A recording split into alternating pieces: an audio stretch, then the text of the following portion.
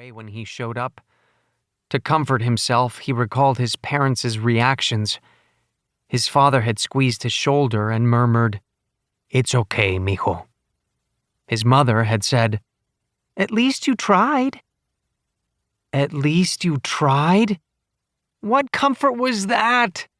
He felt horrible and would continue to feel horrible for the rest of his life, or at least until the end of 7th grade. Jordan crumpled a leaf in his left hand, which hurt. It hurt because seconds after the buzzer had sounded, he had punched a concrete wall, tearing a few patches of skin off his knuckles. On Friday, the day after the debacle, his usually friendly classmates had avoided him.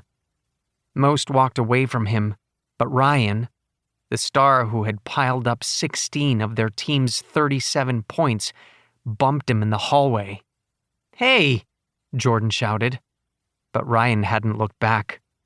Instead, he'd swaggered away and raised a finger in the air. "Dang," Jordan muttered to himself. If he had made the basket, his team would have advanced to the first round of the All-City Finals. Now there was no afternoon practice, no huddling together on the gym court, no expectations of glory. Nada but silence and the image of Ryan's finger in the air. Worse, Antonio had sent him a 3-second clip with the message, "Bro, this is what's out there." Jordan watched it once, then immediately deleted it.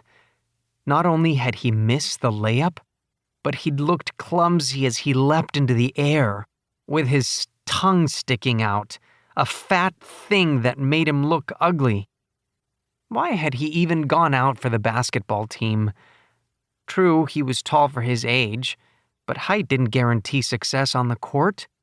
He could have joined the chess club and spent his lunchtime with nerds. Nerds, he'd realized after one had helped him on an algebra assignment, were good people. Jordan watched the flickering shine on the canal. The moving water flowed swiftly and abundantly from the Sierra Nevada mountains, east of town. He had swum in it with Antonio. Swum and ridden a tractor inner tube down the canal until they were nearly in the countryside. They would have ridden the current until it ended in a dribble of muddy water, except that a county sheriff in a dusty cruiser ordered them out. "Do you know how dangerous the canal is?" the sheriff scolded. "Boy a little younger than you drowned here last month." That had been last summer, when life was like the canal, sunny on the surface and flowing with hardly a ripple. Now Jordan sat on the bank, cradling his hurt hand. He recalled his late grandmother. She believed that time healed even the worst in life. But did it? He didn't like the idea that the spectators, his mom and dad included, had captured him on their phones. Those images were forever, unless you lost your phone or upgraded and got a new one. He whispered under his breath. "I wish I could start 7th grade over." He was pulling fair to good grades and was sort of popular, sort of athletic, and sort of responsible when it came to volunteer service. If only it was the start of the school year, not a cold November day. Then he wouldn't even be thinking about a basketball game.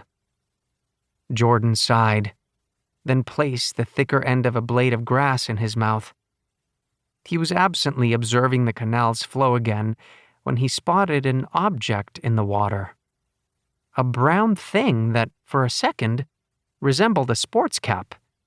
And then, as it got closer, a shoe. "What the heck?" he murmured. He stood up, grains of sand falling from his pants.